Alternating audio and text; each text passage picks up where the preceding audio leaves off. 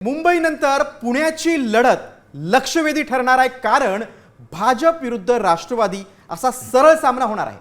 पुणे हा राष्ट्रवादीचा बालेकिल्ला आहे आणि हा गड अबाधित राहावा म्हणून पवार काका पुतणे एकत्र येण्याच्या हालचाली आहेत। पाहूया एक रिपोर्ट।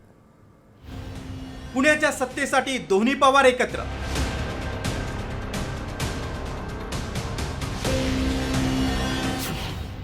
घड्याळ चिन्हावरच लढणार।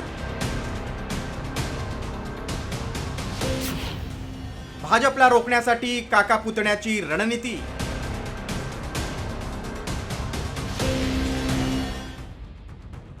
नगरपंचायती निवडणुकीनंतर आता महापालिका निवडणुकीसाठी सर्वच पक्षाच्या बैठकांना जोर आलाय।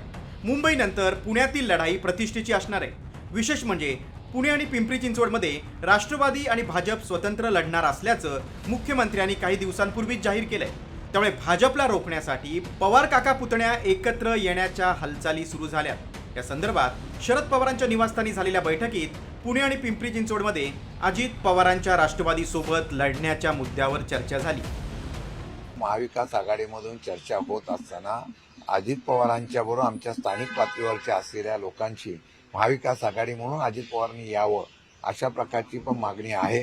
त्याच्यावर प्रमोरचा प्रस्ताव कसा येतो आणि मग महाविकास आघाडी आणि अजितदादा गट असा एकत्र येऊन निवडणुकाला जाणार का दोन्ही राष्ट्रवादी एकत्र येऊन आघाडी करून लढणार का, हा विषय हा उद्यापर्यंत आमचा निकालात।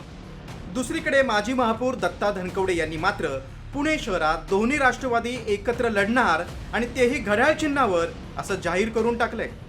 दोन्ही राष्ट्रवादी या एकत्रच येणार आहेत, त्याचा काही विषय नाही आणि त्या बाबतीमधल्या चर्चा झालेल्या आहेत। फक्त आता घोषणा होणं बाकी आहे आणि ती घोषणा लवकरच होईल। आम्हाला सांगितलेल्या सगळ्या गोष्टी योग्य होतील आणि तशा पद्धतीने आपल्याला घड्याळ याच चिन्हावरती या निवडणुका लढवायच्या आहेत। तुतारीचे पण घड्याळावरच निवडणुका लढवणार असंच आहे।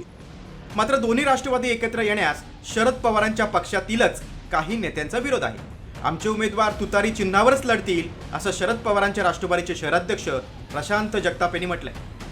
हे बघा, माझा पक्ष हा आदरणीय पवार साहेबांचा पक्ष आहे। माझा पक्ष हा आदरणीय सुप्रियाताईंचा आणि आमच्या सगळ्या लीडरचा पक्ष आहे।